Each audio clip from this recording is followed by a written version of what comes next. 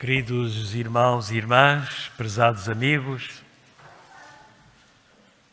é novamente com gratidão, com alegria, que estou convosco esta manhã e agradeço a oportunidade que me é dada de partilhar convosco algumas reflexões, alguns pensamentos sobre o texto da Palavra de Deus que escolhi para a nossa meditação esta manhã. Fiquei triste ao saber que o nosso irmão Brás nos deixou, homem simpático, agradável, que eu conhecia há muitos anos. Mas é assim, uma igreja é uma família. E numa família há momentos tristes, há momentos alegres, há momentos mais calmos, há momentos talvez mais complicados. É assim a vida da nossa igreja, a vida da nossa família. A família que se prepara para o encontro com Jesus. O texto que eu escolhi para nossa meditação desta manhã é um texto da Epístola aos Hebreus, no capítulo 10, a partir do verso 19, e gostaria de convidar-vos a acompanhar-me na leitura deste texto. Eu vou ler o texto na versão Almeida Revista e Corrigida. Pode ser talvez um bocadinho diferente daquela que tendes em mãos esta manhã. Tendo, pois, irmãos, intrepidez para entrar no Santo dos Santos, pelo sangue de Jesus, pelo novo e vivo caminho que Ele nos consagrou pelo véu, isto é, pela sua carne, e tendo grande sacerdote sobre a casa de Deus.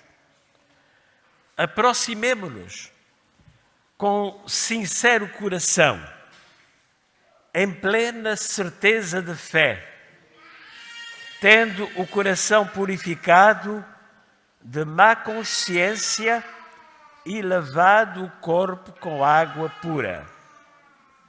Guardemos firme a confissão da esperança, sem vacilar, pois quem fez a promessa é fiel.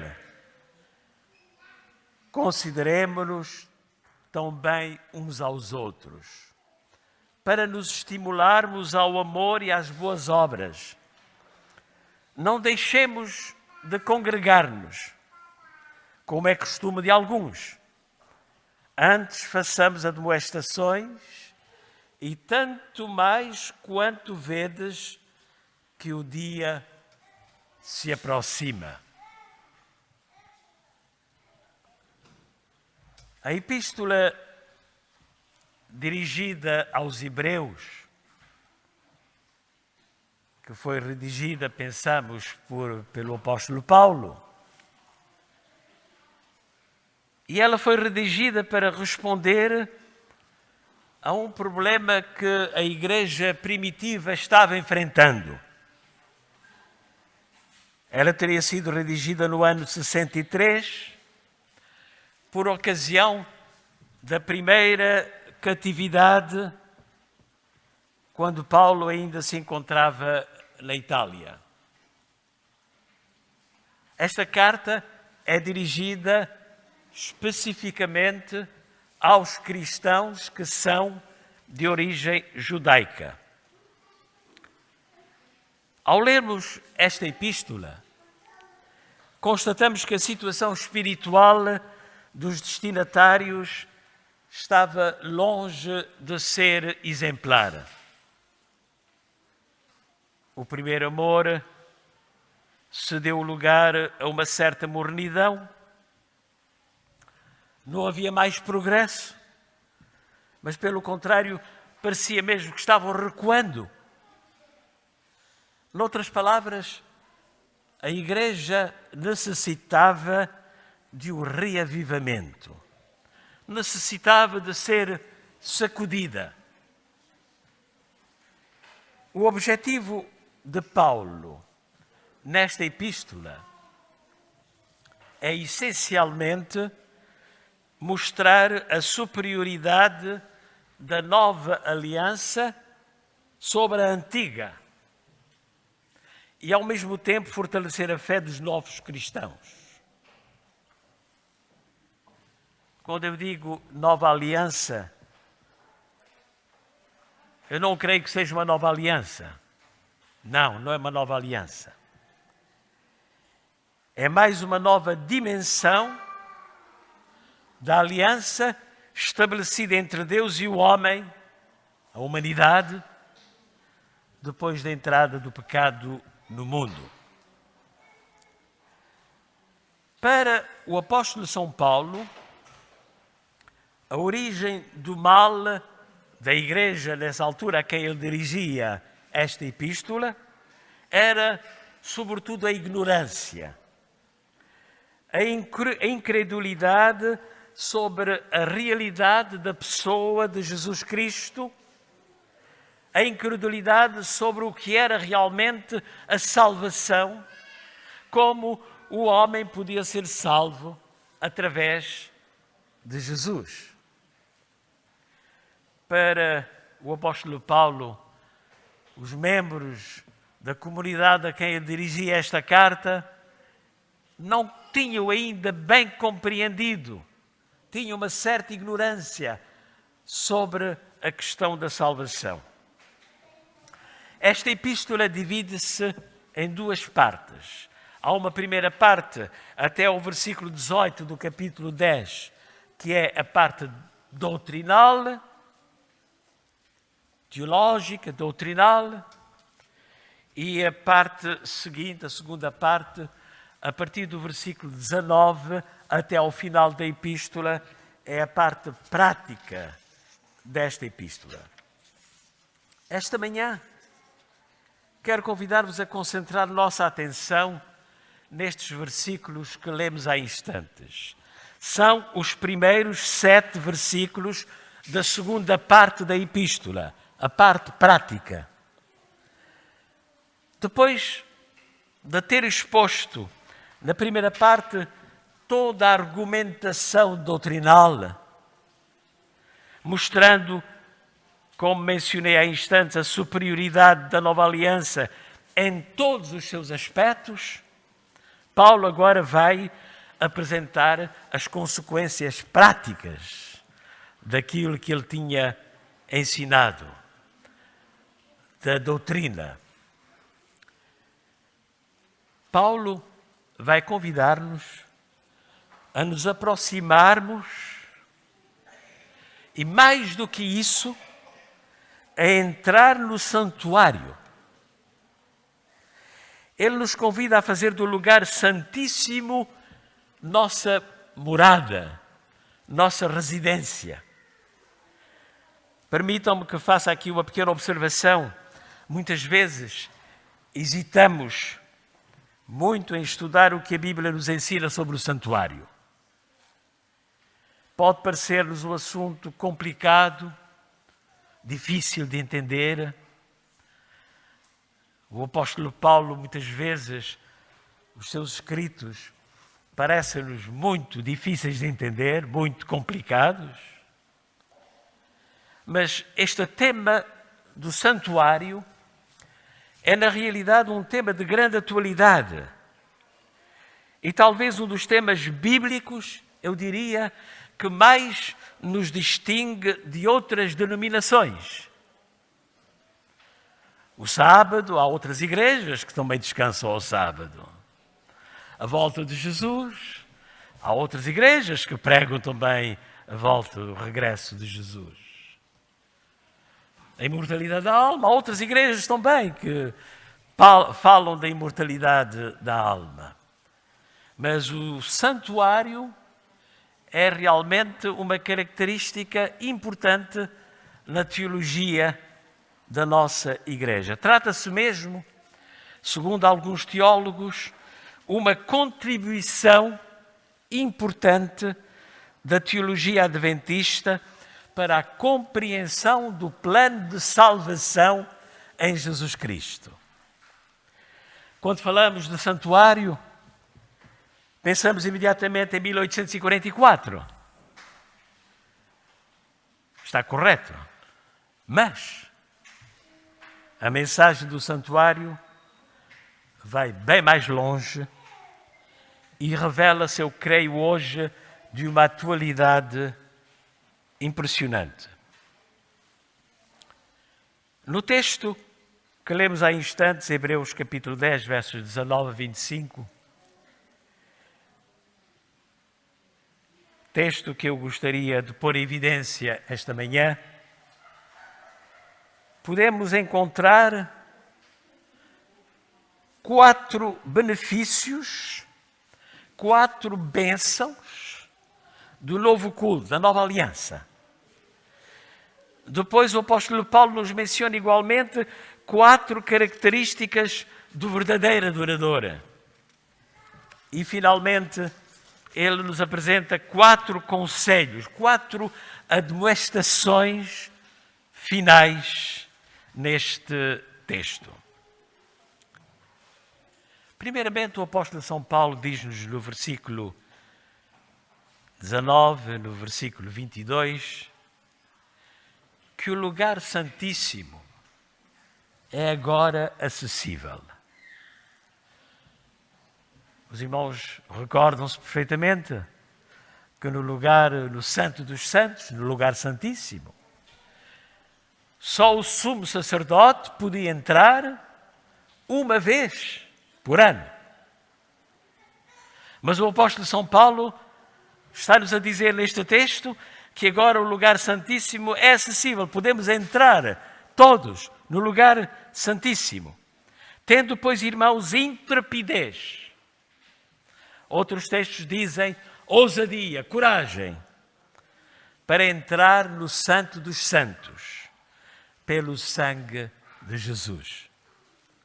Aproximemo-nos com sincero coração, em plena certeza de fé, tendo o coração purificado de má consciência e lavado o corpo com água pura. Este apelo, irmãos, era dirigido, em primeiro lugar, aos hebreus.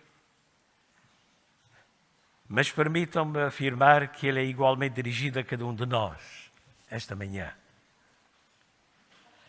Trata-se, na realidade, de um apelo a avançar. Um apelo a não ficar parado, com intrepidez, com ousadia, plena confiança. É um apelo a sairmos da incredulidade, a sairmos da preguiça espiritual e a entrarmos no país da promessa. Um apelo a não ficarmos parados, estáticos, paralisados, satisfeitos com a situação em que nos encontramos. Já temos tudo, já sabemos tudo, sou rico, não tenho mais nada para aprender. Trata-se de um apelo, na realidade, a não ficarmos no pátio, nem mesmo no lugar santo. É um apelo, não é um simples convite. Paulo coloca em suas palavras uma certa noção de urgência. E eu creio, para mim, para cada um de nós, para a Igreja hoje, trata-se certamente daquilo que é mais urgente. E por vezes nós nos distraímos com outras coisas que, sendo importantes, não são essenciais. É um apelo a irmos ao essencial. Um apelo a irmos ao encontro de Jesus no lugar santíssimo. Temos em mente, certamente, a geografia do santuário israelita. Os irmãos lembram-se, havia o pátio, onde se faziam os sacrifícios. Havia, em seguida, o lugar santo, com o altar do incenso, a mesa com os 12 pães da proposição, um candelabro com as 7 hastes. E, a seguir, havia o Santo dos Santos, onde se encontrava a Arca da Aliança e onde somente o sumo sacerdote entrava uma vez por ano, por altura do Yom Kippur, o dia do perdão, o dia da purificação do santuário. O apóstolo São Paulo convida-nos a entrar nesse lugar, porque ele agora é acessível. Ele agora é acessível para mim, é acessível para cada um de nós, graças ao sangue de Jesus. E ele acrescenta, devemos avançar com confiança. Aproximemo-nos com sincero coração, em plena certeza de fé, tendo o coração purificado de má consciência e lavado o corpo com água pura. Aproximemo-nos. Não fiquemos estáticos. Não fiquemos parados. Não consideremos que a nossa situação já é aquilo que devia ser. Ainda podemos ir mais longe na nossa relação com Deus, na nossa relação com Jesus. Aproximemo-nos, porque Cristo abriu-nos o acesso ao lugar santíssimo, o lugar do encontro com Deus, que deseja ter todos os seus filhos na sua santa casa. Aproximemo-nos livremente, em confiança completa, total. Estamos hesitantes, nos sentimos, por vezes, demasiado pecadores, indignos de entrar. Isso às vezes pode paralisar-nos. O sentimento de culpa pode impedir-nos de avançar. Mas lembremos-nos do que diz o apóstolo São João na sua primeira epístola, capítulo 1, versículo 7. Se, porém, andarmos na luz, como Ele está na luz, mantemos comunhão uns com os outros e o sangue de Jesus, seu Filho, nos purifica de todo o pecado. É uma certeza. O sangue de Jesus Cristo nos purifica de todo o pecado. Nos perdoa. Por vezes temos uma certa dificuldade em aceitar o perdão em nossas vidas. E o apóstolo São Paulo continua dizendo que o caminho é novo e vivo. Pelo novo e vivo caminho que Ele nos consagrou pelo véu, isto é, pela sua carne. Qual é este caminho novo e vivo? Sabemos que na linguagem simbólica do santuário, o véu representa a carne, a natureza humana. E Jesus, pela obediência ao plano divino até à cruz, venceu e ultrapassou a natureza humana. Assim, Jesus abriu o caminho para cada um de nós, pois também Cristo morreu uma única vez pelos pecados, o justo pelos injustos, para conduzir-vos a Deus, morto sim na carne, mas vivificado no Espírito. São palavras do apóstolo São Pedro, na primeira epístola, capítulo 3, verso 18. Irmãos, queridos amigos, Jesus nos convida hoje a seguir o mesmo caminho. Véu rasgado, véu que se rasgou no templo quando Jesus expirou. Véu rasgado é sinónimo de morte. O apóstolo São João diz-nos que a morte precede a vida.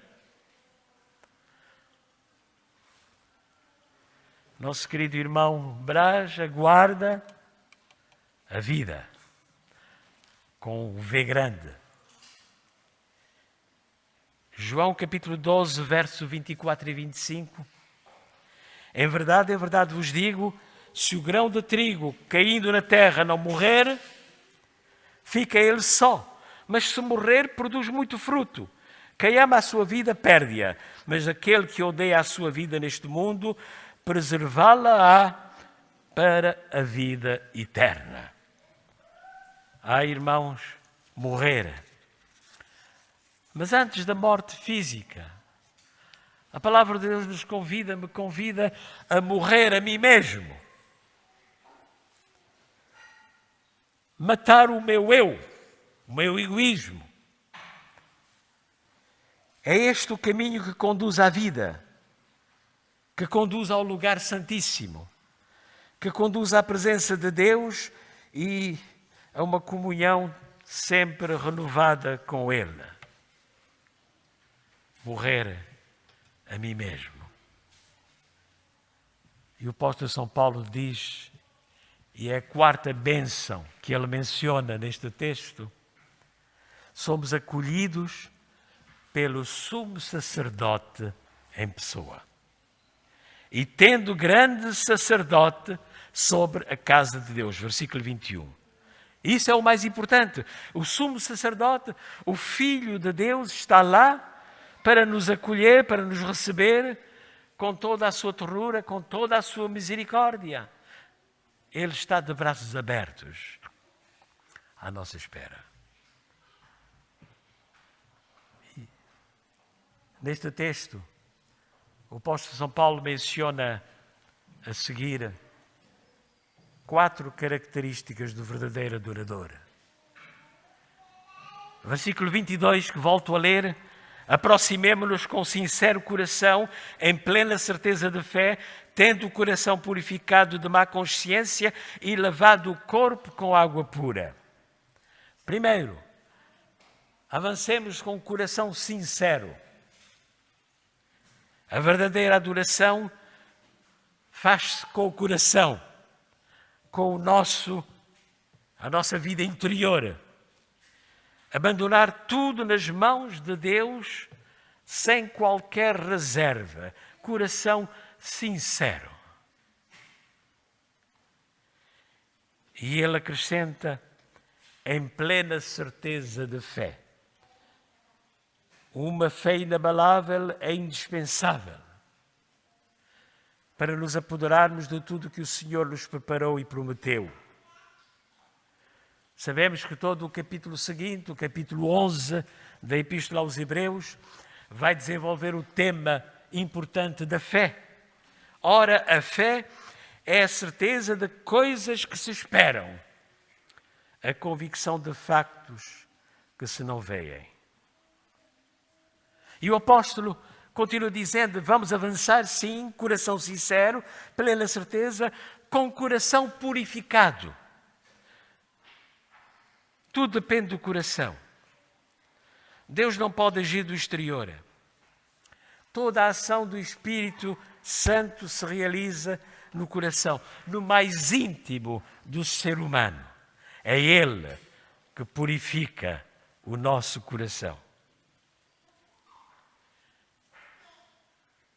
E ele acrescenta, com o corpo lavado com água pura. Trata-se, evidentemente, de uma alusão ao batismo. Batismo que os irmãos viverão esta tarde.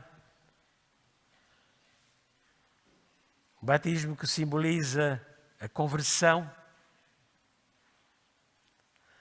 o início de uma nova vida com Cristo. Sim, avancemos. Avancemos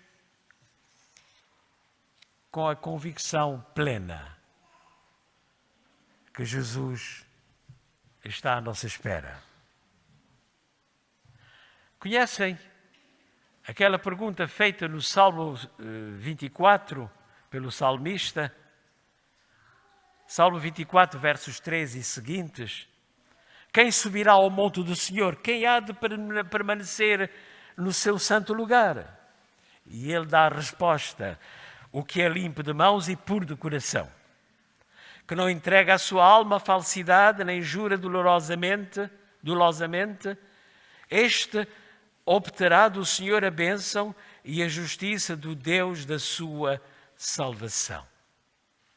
E num texto do apóstolo São Paulo, na primeira epístola aos Tessalonicenses, capítulo 5, verso 23, na conclusão da sua epístola, ele diz: o mesmo Deus de paz vos santifique em tudo. O vosso espírito, alma e corpo sejam conservados íntegros, irrepreensíveis, na vinda de nosso Senhor Jesus Cristo. Fiel é o que vos chama, o qual tão bem o fará. Noutras palavras, estes textos estão dizendo que a minha consagração deve ser total, sem qualquer reserva. Total. Avancemos. Não fiquemos parados. Não fiquemos estáticos. Vamos encontrar o Senhor no lugar santíssimo. E neste texto eu encontro 4 conselhos, eu diria, melhor talvez, 4 admoestações. A primeira, aproximemo-nos. É mais do que um conselho, é quase que uma ordem. Não podemos ficar parados, temos que nos aproximar. Não podemos ficar estáticos, contentes com a situação em que nós nos encontramos. Avancemos, aproximemo-nos com sincero coração, plena certeza, tendo o coração purificado de má consciência e lavado o corpo com água pura. Sem hesitação, sem esperar mais, agarremos aquilo que o Senhor nos prometeu. Por vezes, irmãos, hesitamos tanto. Mas não podemos mais hesitar. Vivemos num mundo conturbado, num mundo complicado, cada vez mais complicado.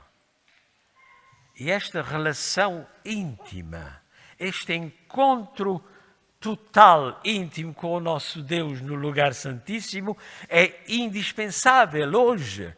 Eu diria que é a primeira, desculpem o pleonasmo, primeira prioridade. E o apóstolo São Paulo, depois de dizer aproximemo-nos, ele diz: guardemos com firmeza, apeguemos, seguremos com força, guardemos firme a confissão da esperança sem vacilar, pois quem fez a promessa é fiel, sem qualquer hesitação. A fé é a certeza de coisas que se esperam, a convicção de factos que se não veem, pois quem fez a promessa é fiel. E ele acrescenta uma terceira demonstração: consideremo-nos também uns aos outros. Outras versões dizem cuidando uns dos outros. Cada membro da família de Deus não é uma ilha isolada. Faz parte de uma grande família, de um todo. E temos responsabilidades uns para com os outros. Temos que cuidar uns dos outros. Nos momentos mais difíceis, nos momentos mais complicados. Mas estar ao lado também nos momentos mais agradáveis, mais felizes. Temos responsabilidades uns para com os outros. Isaías capítulo 41, versículo 6 diz: um ao outro ajudou e ao seu próximo disse: coragem, ser forte. É tão bom, irmãos, nós sabermos nos momentos mais complicados, mais difíceis, de maior provação em nossas vidas, sabemos que alguém está ao nosso lado. Jesus está ao nosso lado, certamente. Mas a proximidade com o meu irmão, com a minha irmã, é tão bom, faz-me tanto bem. Temos responsabilidades uns para com os outros. E a quarta admoestação do apóstolo São Paulo neste texto é: não deixemos de congregar-nos. Outras versões dizem: não abandonemos a congregação. Não deixemos de congregar-nos como é costume de alguns. Antes façamos admoestações, e tanto mais quanto vedes que o dia se aproxima. Este texto, irmãos, é de uma grande atualidade. Estamos todos no mesmo barco. Precisamos uns dos outros. Não vamos avançar sozinhos. Vamos todos juntos. Estas palavras, irmãos, que acabamos de ler e comentar rapidamente,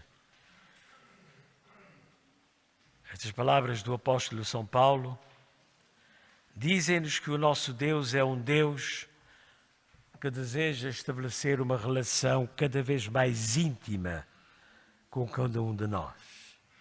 E que está à minha espera, está à nossa espera, no Santo dos Santos. Braços abertos. Ele próprio fez o percurso até ao lugar santíssimo, o lugar do encontro. Abriu-nos o acesso a esse lugar e deseja que cada um de nós faça o mesmo percurso para que o encontro com Ele seja também na minha vida uma realidade. Esta manhã queria convidar-vos a nos aproximarmos, a não ficarmos no lugar onde nós nos encontramos, a não ficarmos na situação em que nós nos encontramos, mas irmos além, não ficarmos estáticos, a nos aproximarmos sem qualquer hesitação e que nada nos impeça, pois é só assim que passaremos da morte para a vida. Termino com esta prece do salmista, no Salmo 27, versos 4 e 5. Uma coisa pedi ao Senhor e a procuro, que eu possa viver na casa do Senhor todos os dias da minha vida, para contemplar a bondade do Senhor, buscar sua orientação no seu templo, pois no dia da adversidade Ele me guardará protegido em sua habitação. No seu tabernáculo me esconderá e me porá em segurança sobre um rochedo. Que o Senhor realize isso em nossas vidas. É a minha oração.